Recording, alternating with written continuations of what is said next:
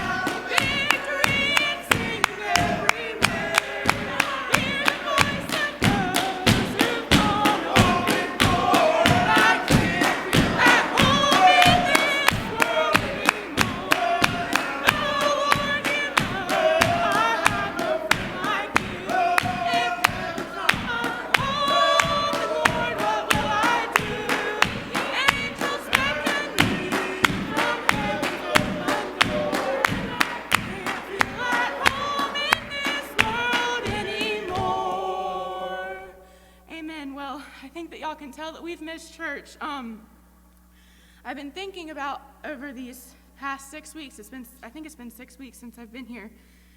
I've been trying to think of the blessings that have come from this, because it's not all bad. Even though a lot of it we don't like not being able to come to church. I don't like being able to not hug everybody or see all my friends or my family or whatever, but I was trying to think of the blessings that have come from this, look on the good. And so I read over in Philippians, and in the 4th chapter it says, "Rejoice in the Lord always, and again I say rejoice. Let your moderation be known unto all men, the Lord is at hand. Be careful for nothing, and everything by prayer and supplication with thanksgiving, let your requests be made known unto God. And the peace of God, which passeth all understanding, shall keep your hearts and minds through Christ." And that peace of God, I've really tried to focus on that. Renee talked out here last Sunday about how her worship has changed, as I feel like most of ours has, how now we're not really being able to come to church or socialize or stand up and shout or testify, but it's more, I'm listening to more online church, or we get to have a Bible study every week with the young folks, and that has been great, or anything like that we've been doing that has come out of this that's good. I've been trying to focus on that, and this next verse says it better than I can. "Finally, brethren, whatsoever things are true, whatsoever things are honest, whatsoever things are just, whatsoever things are pure, whatsoever things are lovely, whatsoever things are of good report, if there be any virtue and if there be any praise, think on these things." If there be any praise, I want to be able to think on that through this time. And it says, keep reading here. "Those things which ye have both learned and received and heard and seen in me, do, and the God of peace shall be with you." That God of peace is mentioned again, that he is always going to take us through however we're tried. And it says, "But I rejoiceth in the Lord greatly, and now at the last your care of me hath flourished again, wherein ye were also careful, but ye lacketh opportunity. Not that I speak in respect of want, for I have learned, in whatsoever state I am, therewith to be content." And I feel like that is just perfect for what we're going through right now, to be content where we are, to find other ways to worship with our God. I know that we all, before this started, we were reading and we were praying, and I feel like now you have more time than ever to do both those things. And Uncle Jeff, when this all started, we were having our first Sunday school online, and he said that this is going to be a time of temptation. For us as young folks, there's a lot of temptation in the world, but when you're at home alone and you want to get on your phone, or you want to go play a game, or you want to play video games, I don't know, whatever you want to do, to go fill your time with the word of the Lord, and it will bless you so much more. And I'm going to keep reading here, skipping on down. It says, "I can do all things through Christ, which strengtheneth me." And skipping down a little bit more, it says, "But my God shall supply all your needs according to his riches and glory by Christ Jesus. Now unto God and our Father be glory forever and ever. Amen." And I'll stop there. But the YouTube that we have, that a brother has been uploading songs on, this one came out the other day, and it was so spirit-filled. It really blessed me. And it says, "'Twas wondrous love that led him for us to suffer loss, to bear without a murmur the anguish of the cross. With the saints redeemed in glory, let us our voices raise, till heaven and earth re-echo with our Redeemer's praise." And that is so true. If he can endure the anguish of the cross for us and not complain, he didn't murmur or anything, then we can for sure go through this trying time, I guess you could call it, of quarantine and not seeing everybody that we love. But I am out here to open the meeting. We're going to have a few testimonies, and then we'll close with the preacher. Y'all pray for me.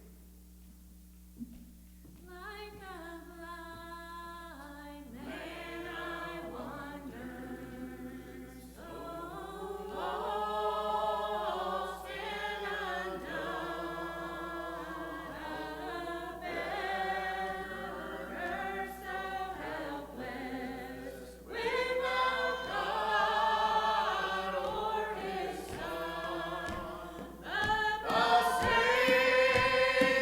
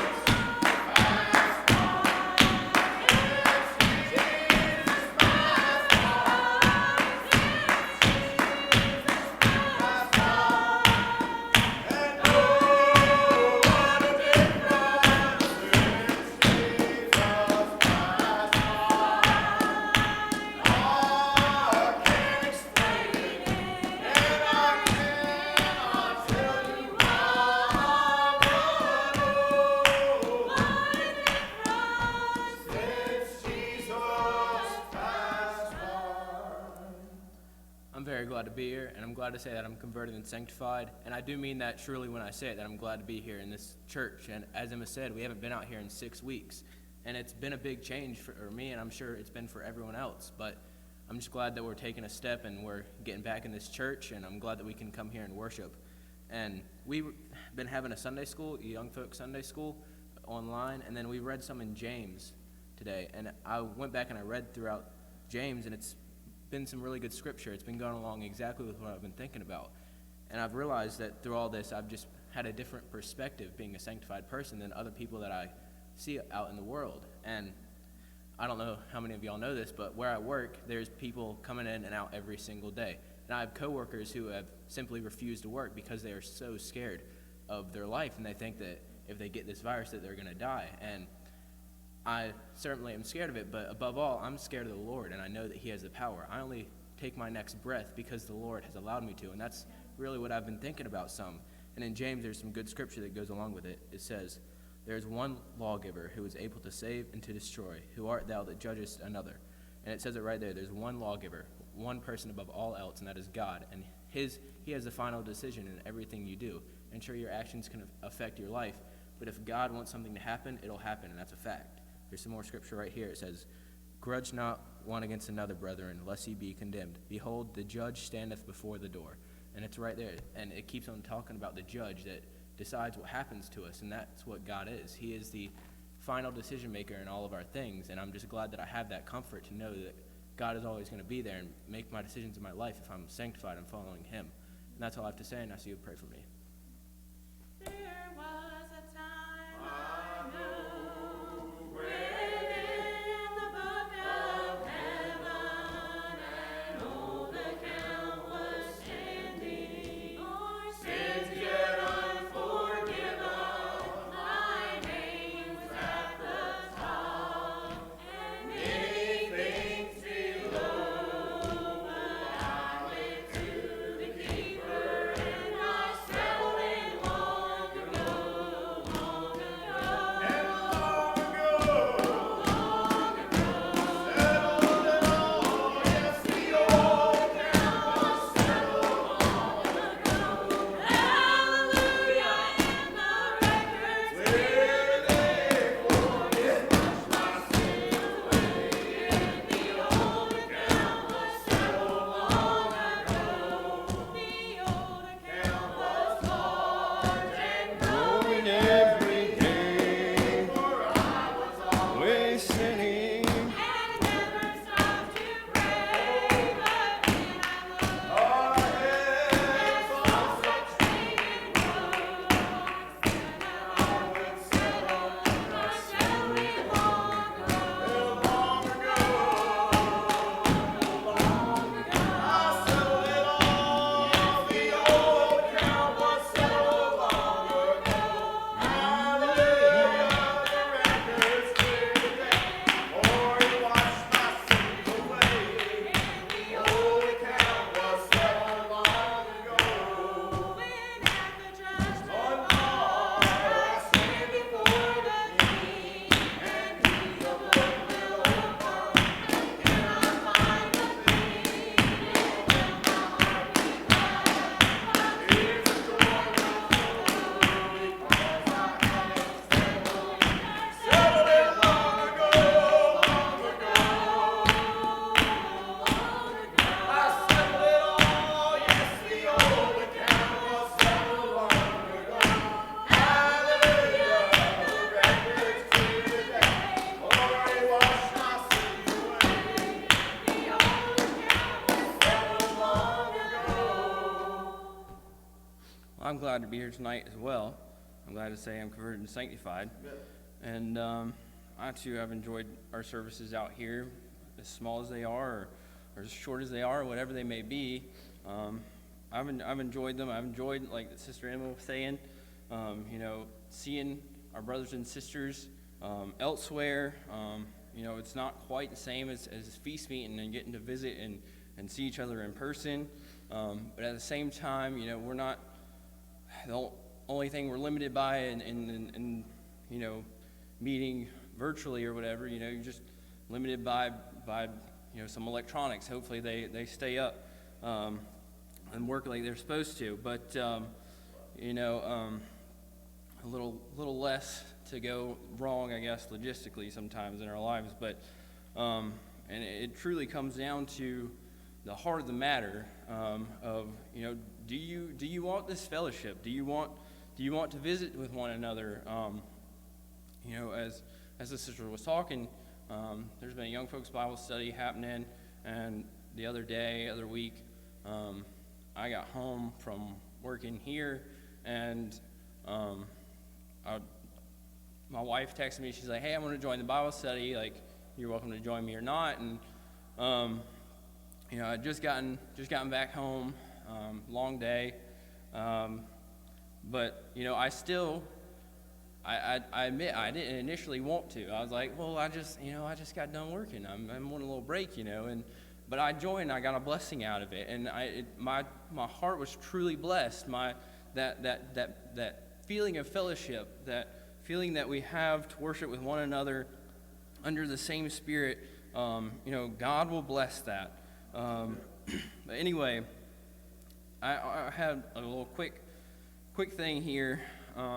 It's familiar scripture, but it's in the 8th chapter of Romans. It's towards the end, and just I don't know, for encouragement for anyone who's feeling down or feeling alone, feeling isolated. We're broke of our routines, our rest, our we're around a lot more people than normal that we probably wouldn't normally be around. With people staying home, and or if kids, you have them stay home or what have you. Circumstances have changed. We're all kind of trying to deal with this. And anyway, I enjoyed this scripture. It's the 8th chapter of Romans, like I said.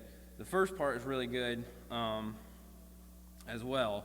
I'm not going to take time to read it tonight, but it talks about, there's therefore now no condemnation to them which are in Christ Jesus, who walk not after the flesh, but after the Spirit. And it talks about us being the children of God. And it says, if children, then heirs, and joint heirs with Jesus Christ. It talks about that. And it talks about liberty.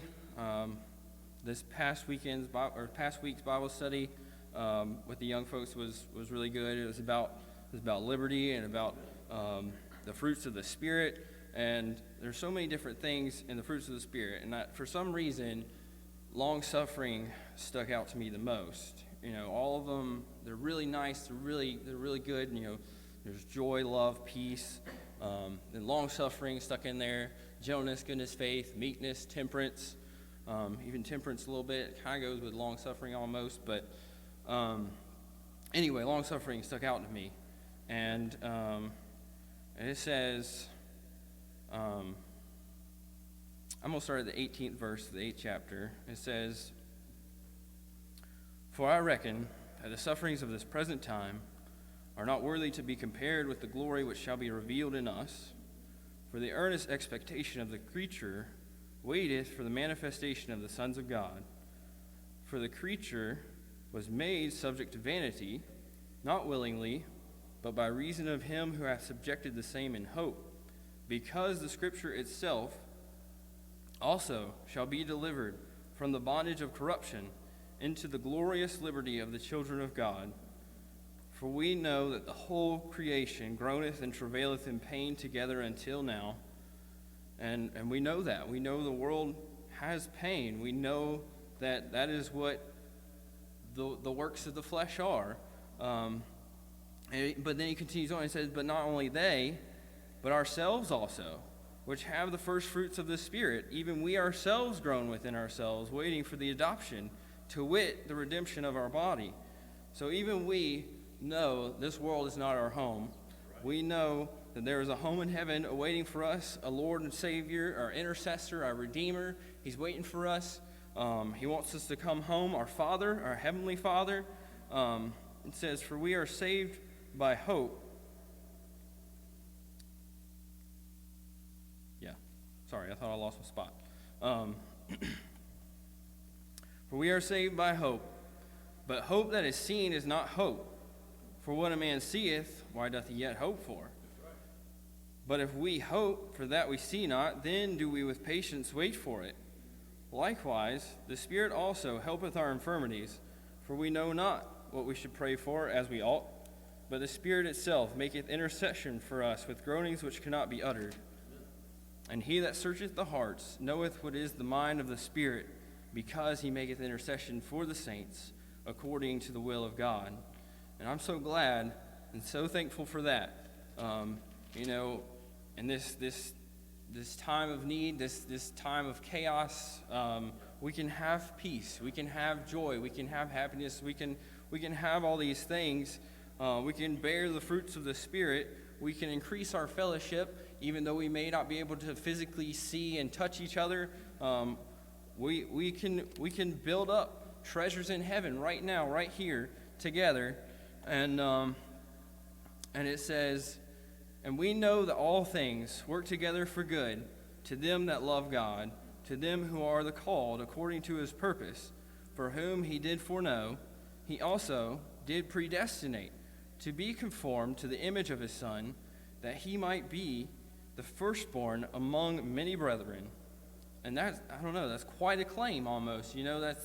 That's not, it almost seems arrogant for Paul to write that, but it's not. That's the will of God. That was the plan. When Christ died on the cross, that was to redeem us. That was, before we were conceived in the womb, Christ knew. We were predestinated. We were chosen. He knew us. He knew all about us. And it says, moreover, whom he did predestinate, them he also called. And whom he called, them he also justified. And whom he justified, them he also glorified. Amen. The glorious liberty. What shall we say then to these things? If God be for us, who can be against us? He that spared not his own Son, but delivered him up for us all, how shall he not with him also freely give us all things? Who shall lay anything to the charge of God's elect? It is God that justifieth.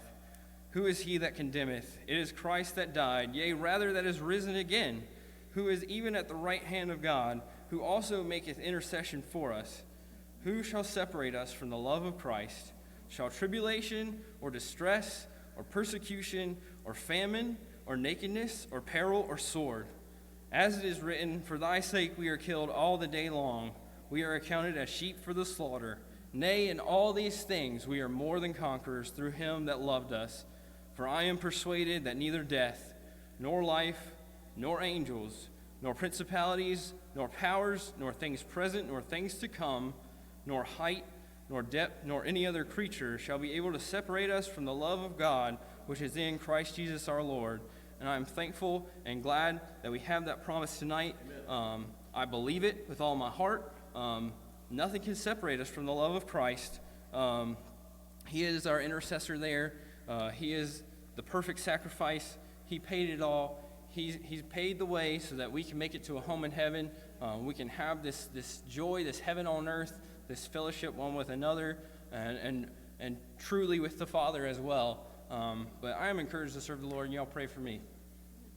And now we have come in our Savior's name, the battle to fight and the victory to gain. So gird on the armor, to battle we will go, and Jesus to help us will conquer every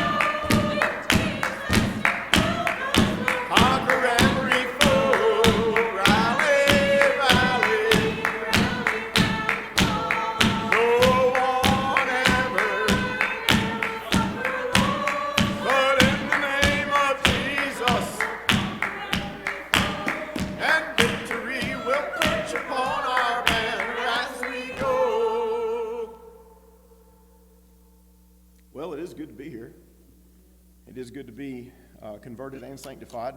Brother Gary's message this morning from Albany preached on that. I thought he did very well with that subject. And as he was speaking, I'm sure some of you others may have seen that sermon. And he said he was quite perplexed as a child, or however he termed it, that there was not a verse that just gave the gospel just in one verse for him. You got to be converted and you got to be sanctified. And he went on to give several scriptures where he had studied to find that. And it made me think of that verse that says, "Study to show thyself approved unto God, a workman that needeth not to be ashamed, rightly dividing the word of truth." And how that when you go to the scripture for answers to your prayers or answers to your questions or guidance, sometimes it's not the first verse you read, but sometimes it takes some study on your part. And I think that the Bible is written in that way to make us study, because if we just had everything handed to us and there was no study or no pressing that went along with our salvation and tried to prove to God that we were determined to go to the end and that we were going to determine to find out his way, for his will in our life, I guess it would all be there so easily, and then we could just walk away and say, well, I know what that's all about. But I'm thankful that we have to study to show ourselves approved unto God. And I'm glad that we're here tonight preaching this gospel, and it's the same gospel story. As we started the meeting here tonight, and it took me about 2 songs to kind of get back into it a little bit, I guess. But I can tell you since then, I've had a couple times in this meeting here with only, I guess, 6 or how many of us? 6 of us here tonight, that, I've kind of had chill bumps a little bit where the Spirit of God has really blessed me. And I'm thankful for that. And it is different, very different, to not have anyone here with us tonight except for the 6 of us. But I tell you what, as Emma was talking about how we should count our blessings, and tonight I can certainly do that, given that I have enough people here within my immediate family to hold a service to praise God. Well, that's a huge blessing. To think that all of my children are here with me tonight, and my wife and son-in-law, and all serving God. And what bigger blessing could there be in life than to know that your children walk in truth? And so I'm so thankful for that. And then Gray talked about the power of God, and I had thought about that so much in these last few weeks about the power of God, and it's just the same as it was in the biblical times when we read about it, and it's the same today. And then Parker was talking about there, I really got those chill bumps again when he said, if God be for us, who can be against us? Well, that's what we're still relying on that. We were relying on that before COVID-19 hit, and we still got to rely on that. That's still what we're relying on, is that if God be for us, who can be against us? And I don't want to give any credit to the devil. I know that we have to be wary of it. He is a roaring lion, and he has fiery darts, and he has all that stuff. But we have what God has given us to combat that. We have the Holy Spirit. And as you start to count your blessings in these times, and Carter Collier talked at the pulpit and gave us a testimony on Friday night.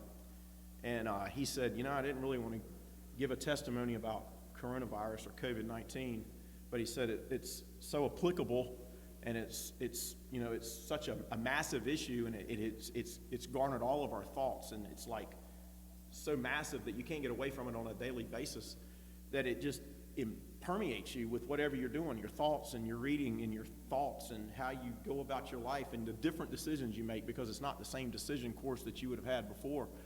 So I don't want to give place to the devil, but I did look up some statistics, and there are 190-something organized countries in the whole world. I think is what this site said that I looked up.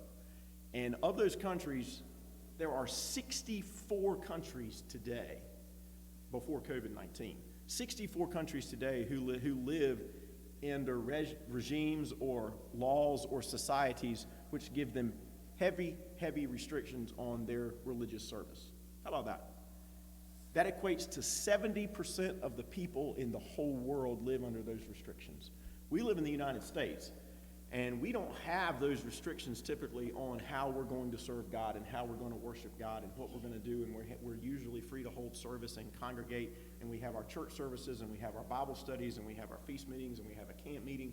And we have all these things that we look forward to, and the fellowship of our young folks and different things. And then all of a sudden, this is kind of by the, COVID-19 and in government action is kind of put to a halt. A lot of that physical interaction is, one of them was saying here tonight about the fellowship, maybe it was Parker. But guess what? There were people in the Bible who had opportunities taken away from them to serve God like you thought would be, and yet they figured out a way to serve God. And so I want to find out a way to serve my God in the face of whatever adversity is out there. I don't want to be found giving place to the devil that he can take away my joy, my fellowship, or anything like that. And my prayer, a lot of times in my prayer life, when something bad happens, my prayer is like, oh, I pray that something good will come out of this. When, let's say, somebody passes away, and you say, oh, well, maybe their family or their children or whoever would recognize that, oh, life is short, death is sure, and that maybe we should think about God in our life now at this point, or maybe we should get stronger in our prayer life, or maybe we should do more for God. And so my prayer is, when COVID-19 came to be here, was that, oh, well, maybe there'll be a massive, turn back to God of all of these people. Let's turn to God. Turn your eyes upon Jesus. And as time went on, and, that prayer goes through me, and then I got to thinking, and I got to watch in reality, and certainly we hope that that is the outcome, is that people will turn to God. And then I got to thinking, well, wait a minute. The devil is going to use whatever he can as a divisive measure to send whatever wedge he can into your fellowship, whatever wedge he can between you and God, whatever kink he can put in your path, whatever he can do in order to deter you from keeping your eyes on God. He's going to do that. And I had to start thinking, I'm like, this can also be used as a real deterrent for people wanting to serve God. It could wedge your fellowship because of maybe whatever your opinions are about the situation here. It could, it's taken you out of church, and I think it was Brother Brian Collier mentioned in one of his sermons that, if you missing church, and if that's going to destroy your salvation for a short-lived time of missing church, you probably didn't have a very strong salvation to begin with. But that's what the devil is going to do. He's going to take whatever he can, and he's going to drive a wedge. And then that wedge will grow into a bigger wedge, and it will certainly separate you from God if you allow it to happen. God's not going to change. He was the same before COVID-19, during, and after. He's going to be the same God. He was the same yesterday, today, and forever. God's not changing because of this situation. He didn't change in the pandemic in 1918. He didn't change during the wars that we read about. He didn't change when there was adversity from whatever persecutions the Christians may have felt over the years. God didn't change. God was there all the time, and he was the same God. And so we're still serving this great big God. And as talking about the blessings that we can have and what we want to give praise to God for, just little small things. One of my children were telling me about the situations they hear from their friend or whatever, and how different it is for their families that are not, I guess, I don't want to ascribe anything to anybody, but certainly there are people out there who are not serving God in having a fellowship, a full fellowship like we have. But when we went into this COVID-19 and we started spending more time with our children at home, and we weren't going to visit my family, or we weren't going to a feast meeting, or we weren't going to whatever, and we just were kind of there. Well, what a blessing. I'm so thankful my children are sanctified, and that we don't have these controversies about, if we sit down and read the Bible together, or if it's time to go to an online Bible study, or if it's time to go to a Sunday school, or to go to watch whatever preacher or something. It's kind of like we've got people in tune. It's good to have that. I'm glad for that unity. I would not want to be without it. I thought about the song came to me when just a couple of weeks ago I was sitting at my desk reading and riding down the road or something or whatever it was, and I started making some notes about it. But I thought about, I won't be too much longer, but the power of God. The power of God is just the same today. And I looked up the song and read through it, and it gives all of these examples of how the power of God was exponentially there. It was just manifested exponentially in the scriptures. And then this song here, "The Power of God Is Just the Same Today," was written by a guy, F.A. Graves. He was a Pentecostal. He wrote a bunch of songs, although he didn't start writing songs until he was 35 years old. I think he had epilepsy, and he feels like he was healed or considerably healed from his disease through divine intervention from God in his 30s. And he went from that and was a springboard into him writing so many songs. He wrote "Honey in the Rock," and we sing that in our hymnal also. And he wrote "The Power of God Is Just the Same Today." And I'm not going to take time to read all of this, but I'll read 2 verses, and then I have some scriptures to kind of go along with it. And I don't know how much I'll read here, but I want to read some. The second verse says, "When Moses made a serpent, he placed it on a pole. The bitten ones were told to look that way. And while they were looking, Jehovah made them whole, and the power of God is just the same today." And if you go back and read that scripture that it's referring to over in Numbers, the children of Israel were out in the wilderness. Moses was leading them from the land of Egypt over to the Canaan's land, to the land of promise. And oh boy, they murmured and complained about you can just read all kind of verses and stuff about their murmurings, their complainings, their being scared, they're not relying on God. And it just kind of, it almost seemed to frustrate God. He couldn't take it sometimes. He thought, well, this was supposed to be his people, and if they would have just put their trust in him, it would have been so much different. But they couldn't do it. And if you read over here in Numbers in the 21st chapter, it says, "And they journeyed from Mount Hor by the way of the Red Sea to compass the land of Edom. And the soul of the people was much discouraged because of the way." Here they were discouraged again. "And the people spake against God and against Moses. Wherefore have ye brought us up out of Egypt to die in the wilderness? For there is no bread, neither is there any water, and our soul loatheth this light bread. And the Lord sent fiery serpents among the people, and they bit the people, and much people of Israel died. Therefore the people came to Moses and said, We have sinned, for we have spoken against the Lord and against thee. Pray unto the Lord that he take away the serpents from us. And Moses prayed for the people.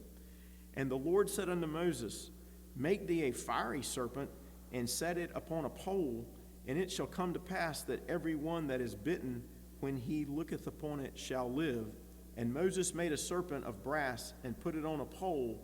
And it came to pass that if a serpent had bitten any man, when he held up the serpent of brass, he lived. Well, how about that? And then that scripture is referenced in the 3rd chapter of John when Christ is talking to Nicodemus about Christ being raised up. And that's how we're going to see him. He was raised up on a cross. He's raised up in our lives today. We have to turn our eyes to Jesus if we're going to be made whole, if we're going to turn from sin, if we're going to find God in our life. And so this today, in this time of COVID-19, when we're so set on the medical community finding a cure for this in the physical, the medical community, the pharmacy, is represented by this serpent on a pole. Now, you may think that you're not going to ascribe yourself in any way to a church, to God, to anything to do with God. You may think that you're running, that you're agnostic, that you're an atheist. You may have different ideas, but guess what? In society today, whether you like it or not, serpent on the pole comes from the scripture today, and we today are relying on the medical community as a society in whole, hopefully to find a cure, right? Or God will take care of us one way or the other, but that's our prayer, is that the medical community could help the physical. Well, that still doesn't take away the spiritual sin sickness of a soul. As Gray was mentioning, we still have to deal with that on the inside. No matter what we do in the physical, no matter what we do, we could heal all the diseases. We could heal all the cancers. We could take care of everybody's physical disease. We could take care of, and if we did, and there's still sin, there's still going to be a problem. And it's a much greater problem than what you can deal with here in the physical. There is a much larger problem that's looming over this world today, where we need to find God, and we do need to turn our eyes upon Jesus. And I'll read one other one. Was we just sang the song "Rally Around the Cross." I think had this mentioned in there too. When Daniel was in honor, above them honored men. Their orders were that none to God should pray. But he knew the God of power was in the lion's den, And the power of God is just the same today. And if you go over here to Daniel, if I can find it, 6th chapter of Daniel, and you start reading the scripture, Daniel was in good with the king. He was the man. You know, he had been in good with a couple kings. He was well liked, very smart, had God on his side, was able to do miracles, was able to interpret dreams, was a great big guy in front of everybody, interpreted all kind of stuff, did all kind of things and I'm sure it may not even all be written here in the scriptures, but we get the idea. Daniel was pretty special. He was above the rest. He had a connection to the king. And if you go and you read the scripture in the 6th chapter of Daniel, they started getting jealous of him. The people that were around him, the people that were other, his peers, I guess, of some sorts. Let me see if I can find it. Daniel was preferred above the presidents and princes because an excellent spirit was in him, and the king thought to set him over the whole realm. Then the presidents and the princes sought to find occasion against Daniel concerning the kingdom, but they could find none occasion nor fault. Forasmuch as he was faithful, neither was there any error or fault found in him. Then said these men, we shall not find any occasion against this Daniel, except we find it against him concerning the law of his God.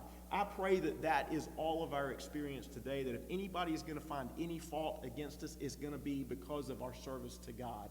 I don't want them to find anything else wrong, but if that's what it's going to be, I'm willing to take that. It goes on, and the scripture talks about that they go to the king and they ask him to write a decree. The presidents of the kingdom, the governors and the princes, the counselors and the captains have consulted together to establish a royal statute and to make a firm decree that whosoever shall ask a petition of any god or man for 30 days, save of thee, O king, he shall be cast in the den of lions. Now, O king, establish the decree and sign the writing, that it be not changed, according to the law of the Medes and the Persians, which altereth not. Wherefore King Darius signed the writing and the decree. He set a decree, and we have a medical issue that we're dealing with today where people are very much in dire straits in some situations with the COVID-19. Daniel was supposedly they were taking away his ability to pray to his God. That's what they were trying to intend to do, or what they really wanted was for him to keep praying to his God, and they were going to kill him. And Daniel, he just gave no thought to it. He went to his room, he opened his windows, he started to pray, he looked towards Jerusalem, he turned his heart to God. That's what I want to do. I want to turn my heart to God. In this situation today, they may have taken away some of our abilities through this situation to, go to fellowship and hug our loved ones and all that kind of stuff. I see that, but the power of God is still there. And if you go on and read this scripture, it talks about Daniel prayed. The king didn't want to, but he had to go do what he was supposed to according to this decree. Now, Daniel could have, I think, maybe, and I don't know this, he was in such good with the king, he might could have gone to the king and said, king, these guys wrote this in a very, they weren't really being right here. They wrote this in a devious way such that they were going to try to hang me here, and I'm going to be caught because I'm going to pray to my God. And he might could have negotiated something with the king. I don't know. It says the law altereth not. But he didn't even try that. He didn't try to go talk to the king. He didn't try to go plead his cause with the king. He just went to God. And so I don't want to be found pleading my cause to anything that man has to do. Ultimately, I understand that I have to rely on society and man for a lot of things, and I want to be a productive member of society. But I want to turn my eyes to God as Daniel did. In the end of it, that's what saved Daniel. Not that he was a friend of the king, not that he was going to get the king to change the decree, not that he was going to fight these men. He didn't try to go fight them about the decree or try to be haughty with them or anything, but he just turned to God. And so in this time, at any time in my life, whatever, the power of God is just the same today. Daniel went to God in prayer. He did go to the lion's den. He was not spared that. We don't know what we're going to go through. We don't know what we're going to be spared. He went to the lion's den. He stayed there all night long. God closed the mouths of the lions, and in the morning the king come to check on him, and Daniel was just fine. He was just fine, and they took Daniel out, and the people who had written the decree were thrown to the lions. And the lions, at that point in time, they acted like lions. They weren't acting like lambs anymore as they were with Daniel.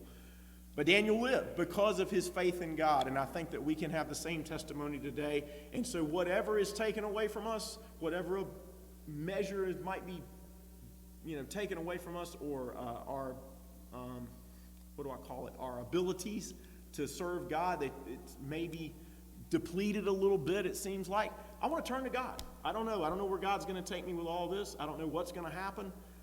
I don't want to give any credit to the devil, like, oh no, I lost my salvation because we couldn't go to church for a little while, or we couldn't have the fellowship, or we couldn't, whatever. That can't be. That can't be. I'm relying on God for everything. He's going to take me through however I'm tried. And his tender care is never denied. And so I'm just thankful that I have the opportunity to serve God tonight. I don't know that I particularly, we don't relish this idea of having to continue these services without having the true gathering of our people. But I want to do what I can for God. I want to continue to live for him no matter what. And I'm thankful that I have my family here with me tonight. Like I say, it's a blessing that I can have them all here serving God with me. And I pray that the same for everyone that might be listening or here tonight, that will be the same for you. And anybody else? You talked last time? Cindy taught Bible study Wednesday night and decided she didn't want to speak tonight. And that's okay. We want to do what we can for God. But we have much to be in prayer for. We could give all kind of prayer requests, and I have a prayer list that I kind of change in my prayers on a daily basis, and I know that there's a lot to be prayed for, and I've seen some of the prayer requests that go out, and praying for little Mabry and her friend, and praying for the new baby and the family there in Norfolk, and praying for Miss Mary as she's got to, poor lady. I just want to keep praying for her. She's had so much to deal with, and there's so much that we can pray for. We can thank God for what he's done for us in our life. Let's sing a song and we'll close. It was in a little country church Not so many years ago. They met to praise the Lord that night, the old-fashioned way, you know. At the old-time altar I knelt down and began to weep and pray. Jesus looked at me while I was there, and the burdens rolled away. I remember all about it. I was full peace to my soul. All the world can make me doubt it. I'm happy, free, and whole. I've never been forsaken. Never have been forlorn. All I have in my take God in my stand upon my bed. I surrendered everything to Him to stand the truth and right. I remember how it blessed my soul. Pardon me that night. Everybody seemed to be so glad they're shouting all around. Praise His holy name, I am redeemed, and the soul is glory bound. I remember all about it, now it's done peace to my soul. All the world can make me doubt it. I'm happy, free, and whole. I've never been forsaken. I never have been forlorn. All I have is my take God in my stand upon my bed. What a happy feeling, Lord, He wrote me. Book among the sin, No more be sad, He made me glad. I'm His, He's truly here. I will walk with Him. And though He lead me safely home to He's the promised land. I remember all about it. I was full peace to my soul. All the world can make me doubt it. I'm happy, free, and whole. I've never been forsaken. Never have been forgotten. All I have is my take God, I stand above my bed. We want to thank for everybody for y'all coming out and participating tonight. Glad y'all are with us. And we want to be in prayer for all of whatever the prayer needs might be. We want to thank Parker, Jeff, and John for putting in so much of an effort to, get us to a point where we have this ability to have these services. And I guess that whoever will convene at the next appointed time, whatever that is. Cindy, you want to dismiss? Dear Lord, we're so thankful for the opportunity that we have had to come into your house of worship tonight, dear Lord. Thankful for what our hearts have felt, most of all for your spirit that abides on the inside. So thankful for the blessings that you've provided in our life, dear Lord, and that you have allowed us to find other ways to worship and praise you. We're just so thankful for the blessings in our life. We pray for those that have special needs, those who are suffering, those who are hurting. You know every situation, you know just how to minister and bless, and we pray for that. We ask as we go about our daily life that we could uplift you. We know that you've said if we'll lift you up, you will draw all men unto you, dear Lord. So thankful for your spirit and all your blessings. Go with us and keep us humble and holy, and we'll be thankful and give you the praise.